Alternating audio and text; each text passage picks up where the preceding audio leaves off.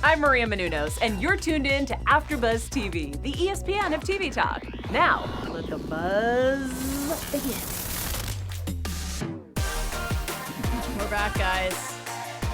The new Pope, the finale episode. It's crazy, but it ended up pretty good because, like, for HBO, I thought I kind of had some feelings things were going to happen. They did a good job kind of wrapping a lot of threads up. They did, and I want to talk about that later.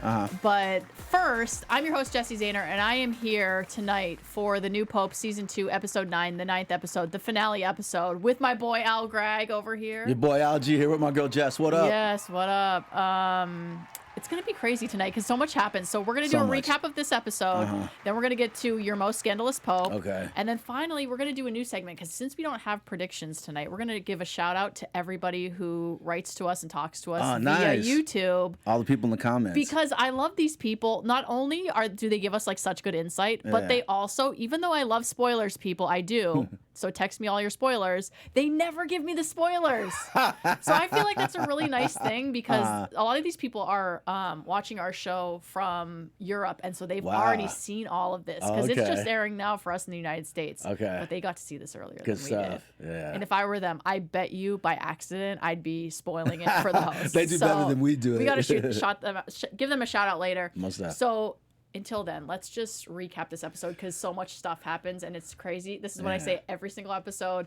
But this show is just insane. Like, I mean, first, let's just start with the intro because, you know, I love the intros. I have since the Young Pope. Right. Like, I always am obsessed with the intros. Right. And it's so cool because they play All Along the Watchtower again. Yeah, Except now it's both popes. Yes, and they're intercutting Lenny, you know, on the beach, right, with John Brannock's walking in slow motion too. Yeah. So there really is two popes. That's what we're learning. In episode, there's two popes. Right. Yeah. So I just love that part. I thought it was really cool. But, you know, the episode starts a little bit with Sophia and the Red Hoodie Girl and Esther. We'll get to all three of them later because they all have had interesting roles throughout. Right. And did you find it odd that Sophia wanted to go to the police and I guess potentially resign? What, just to say, you know, Lennys body is gone? Like, what was going to be her big reveal to the public? Was that the reason? So, yeah. So the episode starts out with Sophia giving the speech that, you know, Voyello kind of set all this up. We're going to tell them that Lenny's... That's an old picture of Lenny. Yeah, so with Sophia, let's just go right into her part in this episode. I think she was going to go to the police, not about Lenny, but about her husband, Spalletta, and the other guy, the terrible scandal. Right. Right. Okay. So she was talking to Gutierrez. And I actually thought this was really interesting because Gutierrez says, what did he say? He started talking about it's not a good idea. What would be a good idea? It's not a good idea to go to the police. A good idea would be to minimize damage and maximize profits. Right. And that's like what the church is doing, right? Like that's what the Vatican is about. But Gutierrez is like not that kind of guy. So I thought it was interesting that he said that. I thought it was totally odd that it came from him, and it makes me sometimes. I have a problem with Paolo Sorrentino. You know, he's a great director and a great writer, great creator. Sometimes characters do things that I feel like are very uncharacteristic. So I'm just going to say maybe Gutierrez evolved to that position. I don't know. Yeah. Or I don't know if he's just saying that because he's heard it so many times and he's just like saying that. But he basically tells her not to go to the police. And then like the next scene is like you see all three guys in the back of police cars and you're like, geez, Sophia called the cops even though she went against it. And so she basically has to quit, and she quits at that point because she says, I thought prison was the perfect place to wrestle with their soul. And then she resigned. And then Voyello kind of calls her out for resigning. And she's like, why? Like, you know, he says something about you made a mistake. And he's like, why do you guys always fall in love? Yes, is that you guys fall in love. And I was like, wait, what? See, it's always twofold. It's never just like, okay, I'm going to tell on the Terrible Three or reveal Lenny. There's all these other layers, like, because she's in love with Brannock. You know what I mean? So, I know, but Voyello is so smart to like take it to that level because like, because I just thought she was resigning because it was going to be a bad look for her to be like so close to the Pope, but like also her husband's like doing all this stuff. Right. And so I thought she was just going to have to resign. So she was just ahead of her time or whatever. But yeah, so she's fell in love with the Pope, which we'll get to later because it's true. She fell in love with the Pope. Yeah, she did. But we're happy for him. I am so happy for him. So aside from her, we see the girl and Esther, I call her the girl in the red hoodie, right? Her and Esther are like, you know, I don't know what their deal is. Like, I thought they were like hooking up or something. They made it so lusty and seductive and you know, sexual, the looks they were giving each other. But again, that's Sorrentino. That doesn't even necessarily have to be a sexual relationship. Maybe that was a part of the Red Hooded Girl's like way of manipulating and controlling Esther. Yes. Bam, because she's been able to be controlled by, you know, by sexuality before. So maybe she knew that, like, that particular part of her, I don't know, her emotion or her chakra to like tap into to manipulate her. Yeah. So you see these like little places, like little scenes of them two together. So I'm like, they start talking about like, I don't know if this is right or whatever. And so I'm like, oh, are they like lesbians? And like, but like Esther feels bad, but like you were just a prostitute. So why does... Yeah. I know, right? You're just getting paid for sex. Why is this any different? But when we find out what she does, it is a lot different. Yes. But even at that point, I had a feeling. I was like, Esther, don't go beyond the point that you're willing to. Even at that point, I had this sinking feeling really? that she was going to go. I did like not both get feet that in. at all. Yeah. I'm so glad you said that. I did not get that at all. I was just like, oh, I guess they're hooking up and she doesn't know, and I don't know. Like, I don't know. I didn't know what to think of all that. So it's always intentionally oblique season. Yeah, so it's confusing. And then we have some scenes with the Pope. He comes out and gives this speech, which I also found really confusing, okay? Because he starts giving this speech, right? And they shoot the crowd. And there's all these people out there with signs that are like rainbow colored. So I thought it was like the LGBT community. I think that was part of it, but I think it was like all the outcasts who were like him, all the punk rockers, all the people with eyeliner, all the goths, all the whatever emo kids. So at first I didn't know because it shows all these people and I'm like, oh, is this like an LGBT thing? Maybe it's like Pride Week in Italy. I don't know. And he's like, I'm one of you. And that's like been a question all season. Like, are you gay? So I'm like, oh, is he gay? But then you're right. Then he starts talking about like, oh, our skin color, or this, different or races, that. So So I think you're right. He was just talking about the outcasts. He gives a speech and like everybody's crying. Like all the cardinals are crying. And all the outsiders, we have a home in the church. Yeah. You know, that's where we belong. Yeah. So what did you think? What did you think of that speech? I love that speech. I feel like I heard Lenny allude to something like that before, but it doesn't matter. I was glad that Brennix goes out with a bang, you know, and I guess that's all inconsistent with this character of being like, even though I'm fragile, I'm a piece of porcelain, you know, this is the fragile part that works for me, that I am wounded. Like you were wounded, I'm wounded, but you know, we have a place. This is our home and our strength, I guess. I think that I totally agree with that. It makes him feel like he's a human. He's one of them. Yeah, he's one of the people. Because he really is. Like a pope is really just a human, but like you consider him like so high up, like he could never be like us, right? But that's why I think like it was cool that he connected with everybody like that. That's why they loved all the pictures of him as a punk smoking cigarettes, you know, with acne. You know, he was flawed. He was just like a regular person. Right. So I love the speech. I thought it was really nice. So just, you know, there's so much that happens in this episode, because then we go to the Italian island. There's like, you know, this priest and 6 children. They're like, you know, in a school, and there's these who we think like Islamic terrorists that have them held hostage. So we know that's going on.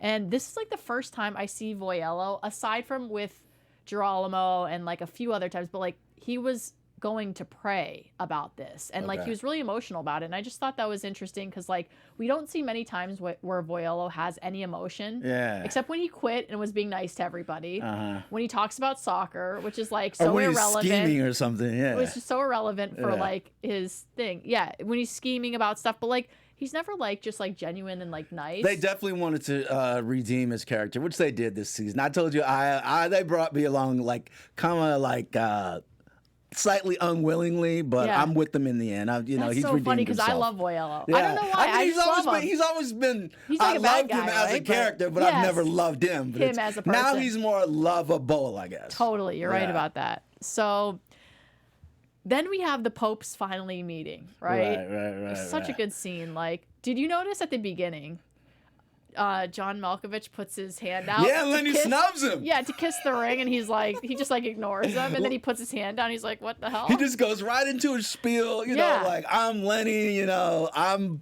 basically up here, and this is what we got to do, and blah, blah, blah, blah, blah. And I felt sorry for Brannix, but it's almost like because Lenny, he's, I don't know, he's like a steamroller. When he comes in, it's just like, who can say anything to him? He just like bulldozes over everything. Yeah. So basically, I was left with the impression that he's like, okay, look, you need to go out there, like, yeah, we're ready to go to war. Okay. And Brannix basically takes that tack, you know what I mean, when he goes out and gives his speech, is basically like, look, okay, if you mess with us, you know, it's not just going to be me, it's going to be me with iron and blood, which basically and guns and God and guns and bombs and the wrath of God, which all that means, military, whatever. So this is a very confusing conversation, okay, that the two had, because I felt like basically what was happening is, okay, Lenny is an orphan, right? And he loves kids. That's like his #1 thing.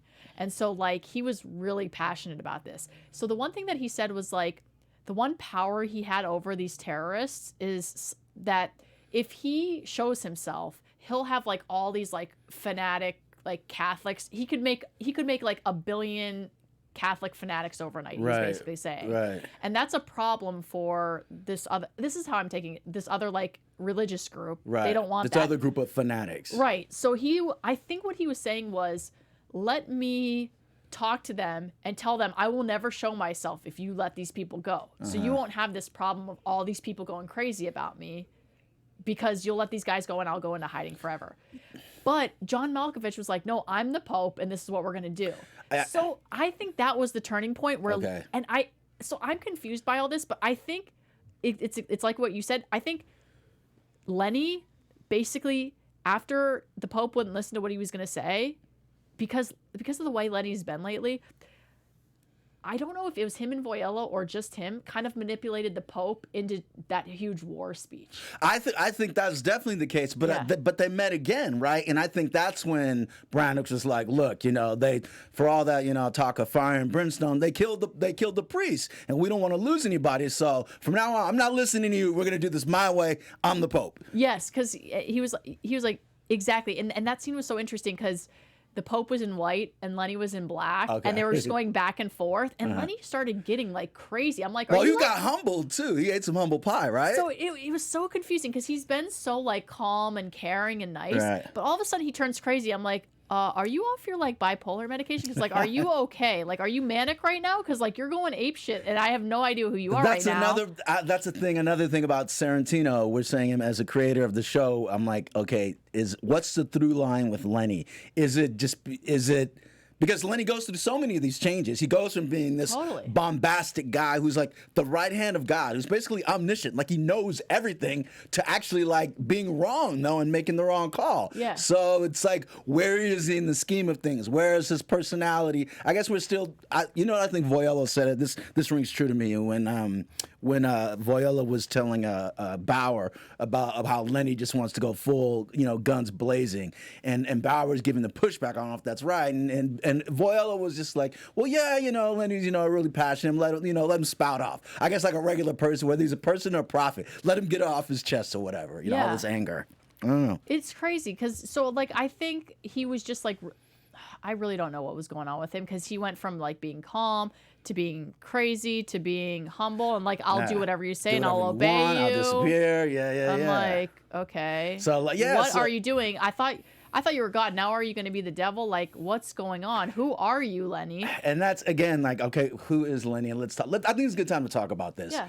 What I take Lenny to be is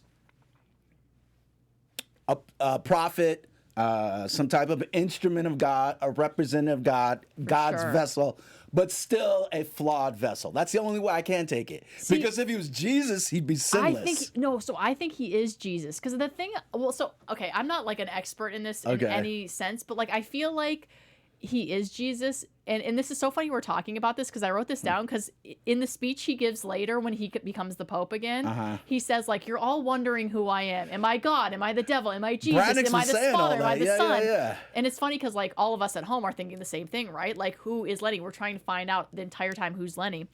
And I think he's Jesus because he comes, like, he performs all these miracles. He knows everything. Like, he even calls John out, like, you told your brother God doesn't like you. And he's like, did you think you were alone? Yeah. I was there with you. It's like, what do you mean you were there And with the only me? person I feel like that would be there is like God. Who else would be there? Like eavesdropping. My mom is like super Catholic, right? Okay, and she what did she watched, say? and she was like, I think he's Jesus because, okay, so he's resurrected from the dead, right? Because he like came back to life randomly. He performs all these miracles. He's like nice to everybody, right? Like, and he knows everybody. But he has his mean streaks too. For sure. But he knows everybody's sins, but he's still accepting. But then at the end, he's giving this speech and he says, I want to come down among you. And God says, like, I want to come down among the people. And so he sends Jesus down among the people. And Jesus basically comes down and is among the people. And then the people kill him.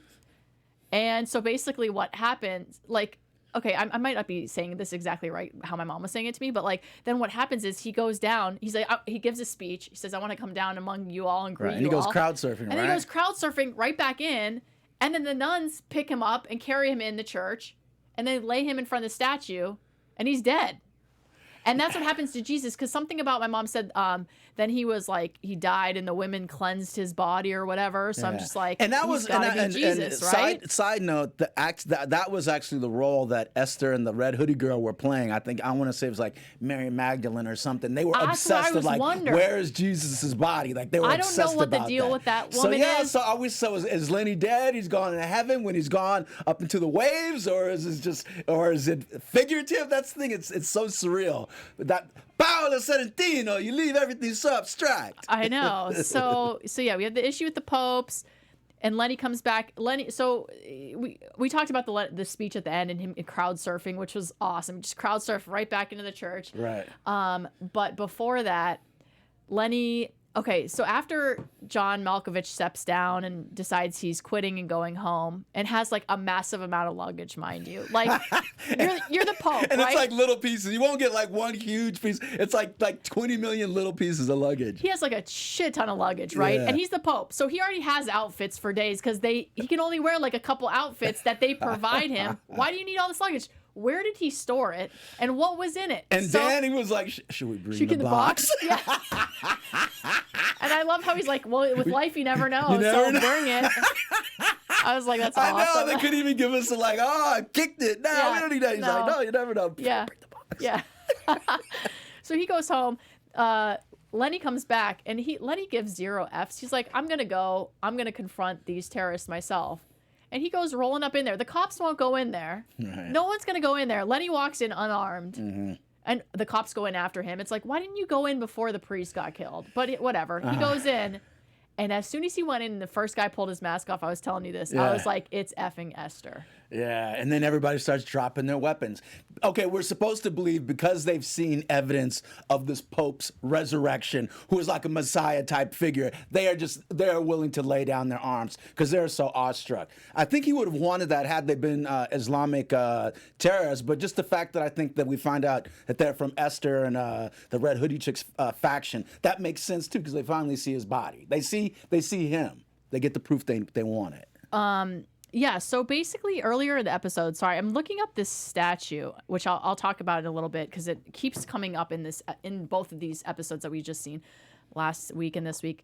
But at this part, so as soon as there was 2 people left to pull their masks off, I'm like, it's the red shirt girl and it's Esther. And the reason that I knew that, I mean, I'm sure everybody knew that. I'm not like a genius of like TV because I'm not. But earlier in the episode when she was like, I don't know if this is right. And they're like, we need Lennys body, dead or alive, because he's the body of Christ. Right. So these people are so insane that they knew how to get Lenny because they knew he loves kids and they knew that he would come. And so they did this and they went all out with this. So it has me wondering, I mean, the obvious thing would be like, they must have committed all of these terrorist attacks, right? I didn't think so. I just think that the way I interpreted it, that the Islamic extreme. Well, okay, wait. Didn't one of the representative of the Caliph? He met with Voyella. He said it hasn't been us. He didn't just say this one time. He said it hasn't been them previously too, right? Right, and they said that in earlier episodes. They said like if it was them, they would have admitted it because they love that kind of stuff, and they haven't taken blame for those things. Right. And But the thing is, I'm like wondering how could they have done it when that red shirt girl was like sitting outside the hospital for every single day? I don't know. That was like her other squad, the B team. She had a little terrorist cell out there running. But the crazy part for me is, okay, here's what I did like about it. Like when you get like this double meaning. Okay, like why were these two ladies do such an extreme thing, and it end on this sour note, especially for Esther and for this character we love. But it's almost they were participating in, I feel like, God's larger will. Don't do it, Esther. And I like want to know what Lenny has to say to Esther, because he just looks at her. He doesn't say anything. They had a moment. They took the other chick away, and it's just like them two. You see what they're saying, right? Right. I mean, plus he's risen from the dead. But the only problem, see, again, this is the problem I have with it. If I'm going to be a stickler, if he's going to do all these Jesus-type things, but Jesus was never, quote, wrong or made the wrong decision or had to be, quote, rebuked, so. Yeah, but I feel like, I don't know all the stories, but I feel like Jesus doesn't like force things on people. So he like kind of religious discussion. Yeah. So yeah, Lenny's laying in front of that Pieta statue. I think he's dead. Do you think he's dead? I mean, it could go either way. Let's just say he's dead. Yeah. Because I like the whole idea of him going in the ocean. It's a symbol of baptism and a connection, with the heavens. So maybe he's going to rejoin the heavens. You know, that symbolism. So, and then we see, so we kind of, this episode wraps everything up in like 2 minutes really well. So we see the miracle that Lenny created with the doctor and his wife. She's pregnant. Thank God. I love that. Esther's in jail. Right. And I was like, where is her son? I feel so bad for him. Of course, he lives in the Vatican now and is rolling around like he's the kid in The Shining. On the big wheel. Runs into Voyello, who is now the Pope. And he's like, Pius, you're such a pain in the ass. It's so Voyello. Voyello's the Pope. He finally succeeded. He's there. Are you excited? Yeah, I don't know how to think about that, because I feel like Voyello's always been better as the power behind the power. But, but now he's just up front doing his thing. Yeah, I don't know, which leads us to, I don't know where they'll go next that's season. what I want to talk about, because they wrapped it up so good. I'm like, is the third season thing just like a rumor? Because it sounded like the director was saying, and the producer of the show was saying, like, this was meant to be a trilogy, but they wrapped it up so good. So the only reason I think there might be a third season is because Voyello is the Pope, and maybe we see what Voyello does. But I'm like, everything's wrapped up so good. Yeah, why would you want to mess it up? Exactly. I know. Sophia and John Malkovich get together. John Brannick's get together. Right. I'm so happy for them. They look so happy, don't they? Yeah, that was great. Yeah. And I almost didn't watch the credits because I hate watching the credits, even in the end. But there were still all these reveals in the credits. And Faisal gets out of jail. Faisal and he meets his up girl. with his nun. Yeah, and the daughter or the child. Yeah, they're so happy. Yeah. It was a really good ending. That was cool. Yeah. So I was really happy about it. But we'll see if there's a season 3. I hope there is. But until then, we have Al's segment, The Most Scandalous Pope, the last one for this season. Are we ready to get scandalous? Are we ready to get scandalous? Yeah, we need more scandal because it ended up not scandalous. So let's do this. Ladies and gentlemen, we're about to get scandalous. It is time for my Most Scandalous Pope segment. And this week we're talking about Pope John XII, born Ottaviano, Rome, circa 937. And he was only about 18 when he became Pope, and history claims that this Pope ran the church the way you would expect from a hormonal teenager with enormous power. From most accounts, it sounds like the papal palace under John XII was a part raucous frat party. Whichever version you believe, John XII was definitely not celibate. And legend has it that he died of a stroke doing what he loved best, in bed with another man's wife. Nice. So, yeah, I actually don't have a lot of judgment as far as like the popes having to be celibate. That's one thing. Yeah. But another man's wife, man, come on, man. He was scandalous. You took the crowd. I'm sleeping with your lady and your wife, and I'm the Pope. That's like some King David thing. That's hilarious. Yeah. So there it is, ladies and gentlemen. Last scandalous Pope of the season. Yeah. And since we have no predictions, which is really sad because I love this show, we're going to give a shout out to all of the people that helped us out on YouTube, that wrote to us. We love you guys. I just want to mention a few names. Fabrizio Russo, Kiss Lena. These are their YouTube names, so I'm sorry.